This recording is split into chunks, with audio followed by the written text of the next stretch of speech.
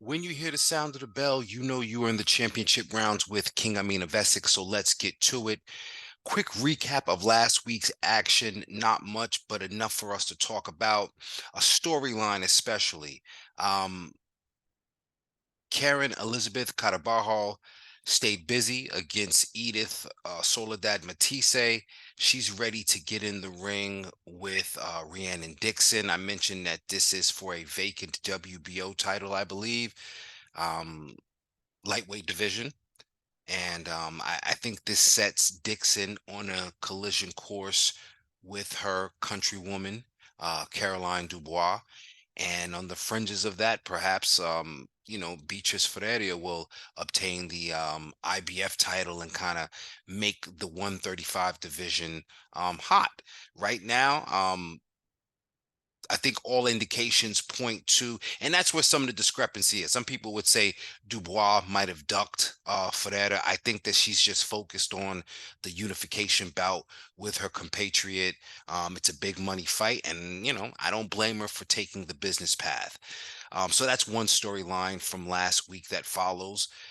Again, Carabajal being the important piece to this because she's going to face Dixon unless she somehow upsets the apple cart. Now, let me stay here for a second. Why would I say something like that? Because, Rhiannon and Dixon, but Catabal, remember, Argentinian fighters, no matter what you think, we know for a fact, um, they are the UK's version of the United States Mexican fighters. They're tough, durable, skilled, championship level. There's all varieties of that particular group of fighters. Now, as far as the level she's been at, she's only got one loss to who? Katie Taylor.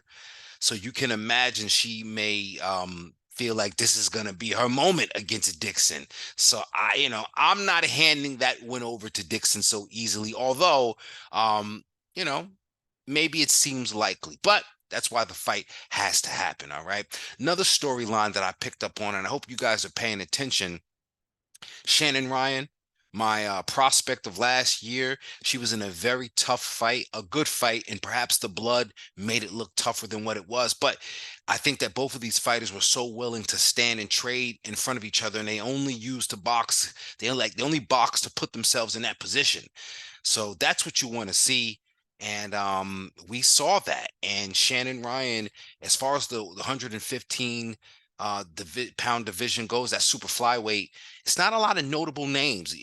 Forget about the name. You can't even recognize it. I don't know any of the champions. And trust me, I'll be going deep, as in I'll be doing my research.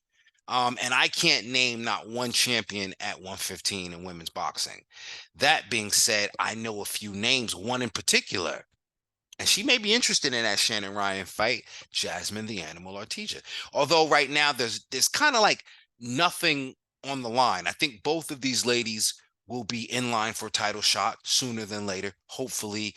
But what I got out of that fight, Jasmina Zapotoczna, she was such a tough opponent, such a good opponent. I like her. If Arteaga could get her, make her a common opponent. So when the stars align for both Arteaga and Ryan in the future, hopefully for a title, it'll all make sense. And you can thank me for hearing it here first. All right.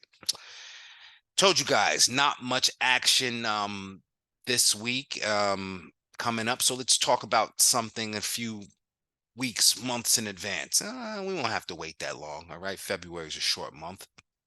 And today's Valentine's Day. Can you picture I'm doing women's boxing Wednesday on Valentine's Day?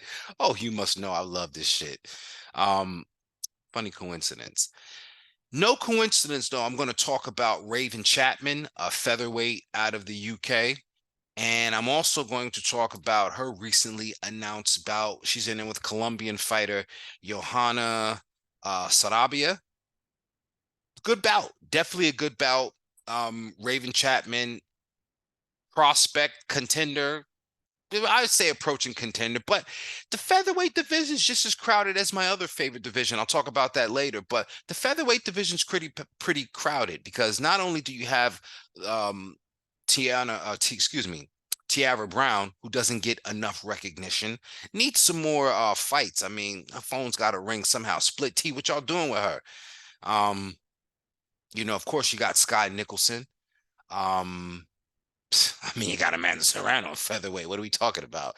All right. But you got Raven Chapman as well. And some people think that Raven Chapman and Sky Nicholson isn't, that's gonna happen, kind of Australia versus UK thing. But I got a dark horse in this race, and I gotta say her name, Karriss Artingstall. Yes. She's 6-0 with one stoppage. I mean, Nicholson's only 9-0 with one stoppage. The difference between the two fighters, they're both southpaw, but I think Artingstall has the potential and the desire to be a little bit more nasty and to kind of a la Sandy Ryan, like to know when to just turn it up. Um, like I said, use the boxing to put you in a position to punch and hurt your opponent. It's a different level.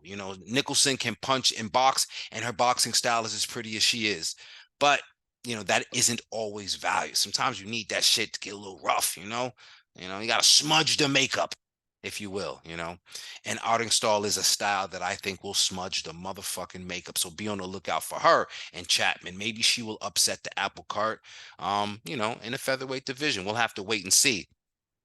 We'll also have to wait and see. This is a pretty intriguing matchup, and I got to do a feature on this lady because, yeah, Dina Thorslund, the bantamweight division. I talked about my other favorite division other than lightweight, bantamweight. Yeah, so Dina Thorslund is the WBO and a WBC champ. She's 20-0, 8 KOs out of Denmark.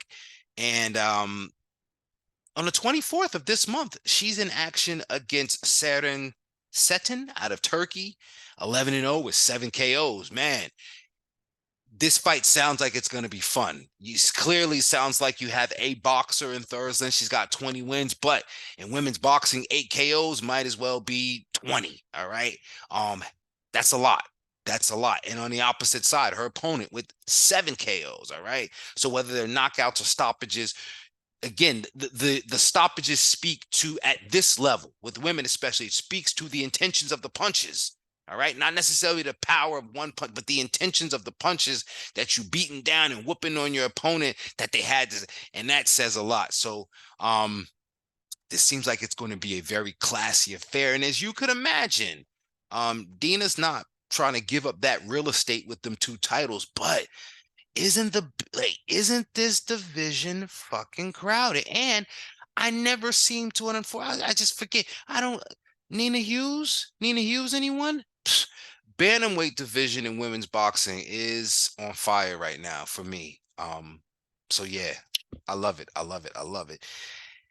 Not much else out there. So what do you need to do? Go love your loved ones, whether you are, in love with boxing, in love with a pastime, or let's not get weird, man, but just do something for yourself or someone that you love. All right. For me, I love you guys. I love all of you, each and every one of you. All right. So this is my gift to you on Valentine's Day. All right. And show me some motherfucking love right back with giving me a like, drop a comment, share this, yada yada yada.